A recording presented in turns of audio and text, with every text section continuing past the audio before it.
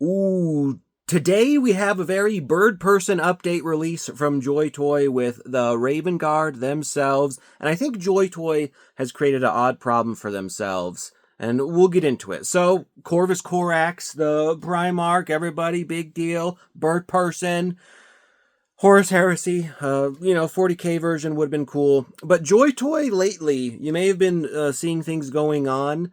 Let's start with their collector's edition. They've done collector's editions of like Rogel Dorn, Lehman Russ, if I'm remembering right. I haven't seen any others, but I assume they'll just filter through and redo all of them, right? So they're creating a system where they're showing there's a 2-tier paint system, right? Where they can do the default paint, and then they can also do way better paint for a price, right? Because they charge you more for them.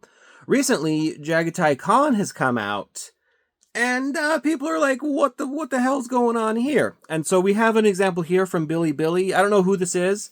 Saki Piao, I guess. Right on. They did a repaint, right? So you have the standard version on one side there, and it's a little pale, little albino. Not great. And you can see off to the side, the sculpt is all there. And if you do a great paint job, you're like, damn, that figure looks incredible, right? And that's getting aside from the whole, like, how they market it, how they show it, if the paint matches the thing. They've ran into that too, right? But I think this is even beyond that, more of a problem. Because you start off with the minis. The minis look awesome, and again, these are like the best painted versions. I mean, the best. I mean, I'm sure fans paint them maybe even better, but like if you look on the website officially, the minis as they're shown, you're like, God damn, that looks really freaking good. Which I don't understand why minis are so goddamn expensive. By the way, that blows my mind. I don't understand how, and they're very well detailed in the models and whatnot, but like the mini price versus what you can get for like a figure that's bigger, it's like I don't get it. But you can see on the mini, right? Like, there's a lot of good detailing, shadowing on the wings, right? So you have multiple versions of, like, how these should be painted. And then you get to the figure. And again, mind you, lately, this display is, like, the best painted version. And sometimes it might end up less painted. But it's kind of like...